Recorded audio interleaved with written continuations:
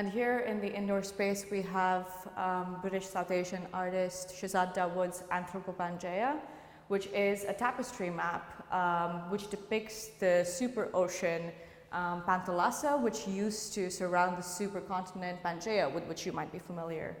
It's an inverted map of deep time and non-centered space, where you basically see the ocean Panthalassa, which has been divided into these constituent territories or masses, each demarcated by its own particular visual texture. This map has actually been on its own oceanic voyage, coming to us here in Busan. It started out in Dawood's studio in London, then traveled to Fogo Island in Newfoundland, where several artisans intervened in this map, applying rug hooking and these hairy tufted weaving into the map, and then sent it our way to Busan for the Sea Art Festival.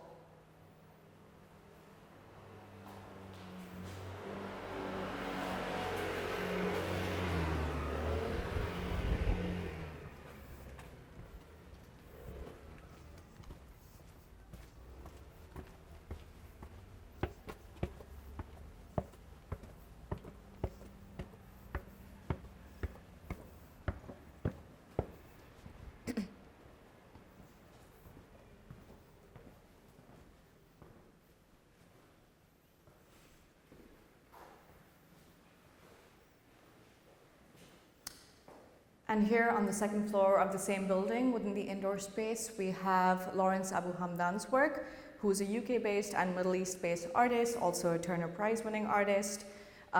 His series of 17 prints are spread out across 4 rooms in this floor, and is titled For the Otherwise Unaccounted.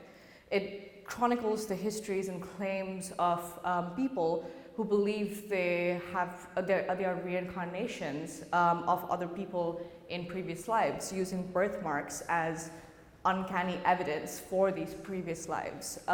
This work draws on the text by Dr. Ian Stevenson, who spent quite a few decades researching these claims and investigations in the mid to late 1900s across Asia, Africa, Lebanon, Turkey. And this work essentially brings together this corporeal assemblage of people who exist at the periphery of the law and whose histories would be lost without this bringing together of their bodily traces through an exhibition such as this. This is a work by Roo Kim, who's a young Korean artist, and it's called Strategies of Disillusion. It comprises a series of 5 text panels, which are on the windows of different cafes and restaurants across and along Ilgwang Beach. This is one of those text panels. So in Strategies of Disillusion, Roo Kim essentially stages a theater of waters. Different waters from seas, channels, rivers speak to one another about the various exit strategies conceived by humans through water. For example, within this work and this iteration of their work, we have 2 strands, the first one being the ways in which refugees are forced into escaping through the Mediterranean due to border control by different EU countries and control agencies such as Frontex, for example. And then the Mediterranean is scapegoated as a murderer of these perilous journeys due to the control of colonial institutions and such nation states.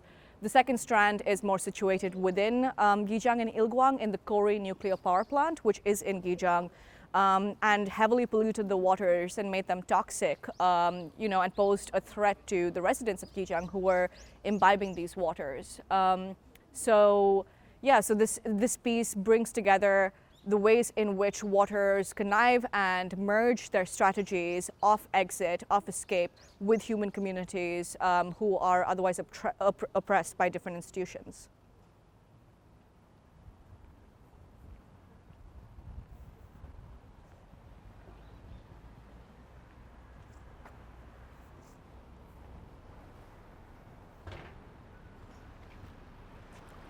That's a work by Anjae Cook, who is a Busan-based artist.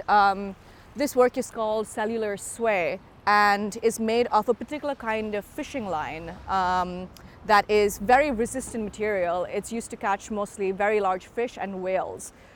This work, as you can see, is intertwining within the riverbank, the human structures of the bridge, as well as within the Ilguang River here, which merges very closely into the East Sea. This work is interesting because it questions the ideas of material as a resistant force. So this particular wire is very, very hard to shape, and it takes a lot of labor and human effort in order to shape it.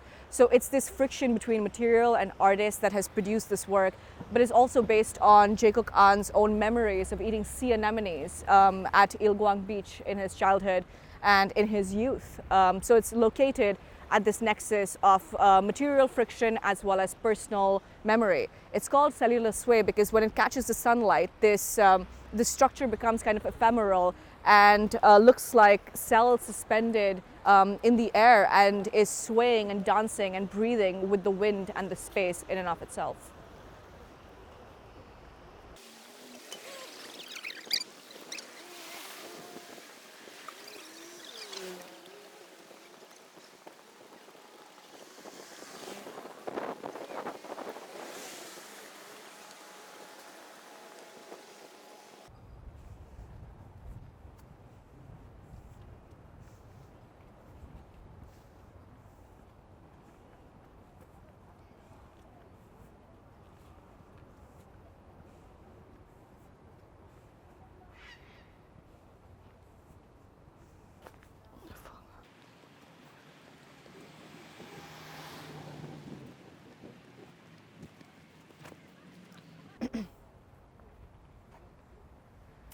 So near the Ilguang River, where we have Jacob An's work, there is a residential pine tree park, which is where we find Lee Jin-sun's work called the DNA Park. Here, Lee creates this playground of hair. She collected the hair from local Ilguang and Gijang residents to form these trees and rocks of hair. These rocks are formed of hair suspended in resin, and these are trees wrapped and created from the hair from these performances, from these hair cutting performances. So in this work, Lee's questioning and interrogating, I guess, boundaries of like the abject and beautiful, of human and non-human, of useless and useful. When hair leaves the human body, a living body, it's immediately deemed as trash or waste. So she's reconfigured them into these non-human bodies of rocks and trees. And yet they still carry genetic material and human DNA. So here she's kind of creating this like foliage and these rock formations of these non-human assemblages.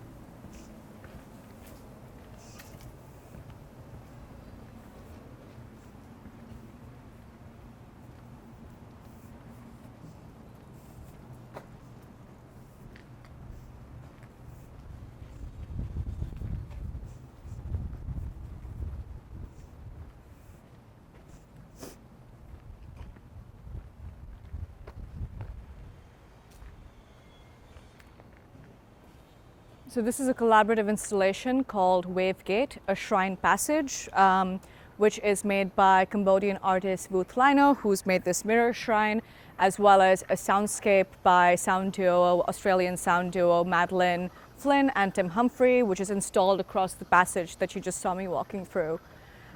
This work is an homage to the sort of spiritual and more than human histories of Gijang and Ilguang in particular, and is located between these two shrines, the one that I just came from, which is called the Shrine for Grandpa, and the shrine in front of me, which is called the Shrine for Grandma, which are these ancestral spirits that look over the Ilguang village, in particular the fishing community itself. So this mirror shrine is situated between those two shrines, and becomes this portal to these spiritual histories that exist within Ilguang, but also reflect the ocean and the bay and its non-human environment, kind of bringing all of these together within this mirror, as well as the visitors and their presence, allowing them to enter within this portal as well.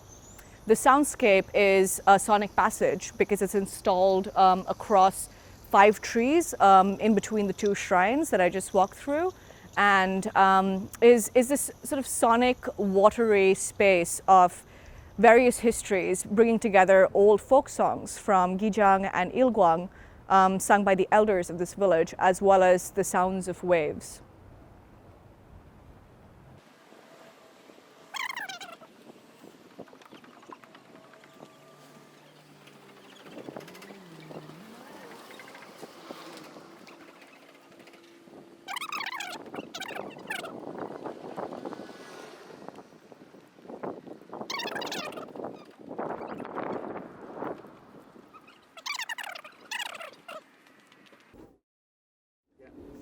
So this is an installation by Turkish artist Kerem Ozan Bayraktar, and it's entitled Strands, and it's within this very old fishing hut that you can see here. So Strands immerses us in this dark and labyrinthine world of eels, using objects such as wires and cables, as well as video. So you can see in the smaller video, you have a local fisherman who's weaving the fish hooks used very often to catch eels. And eels are very commonly actually eaten in Ilguang. And the larger video shows us eels intertwining with plastic and nylon and mesh and net in this sort of erotic dance. So this installation and this work speaks to the phenomenological distances between eel bodies and fishing communities in Ilguang and Gijang, as well as the objects present in the tent themselves.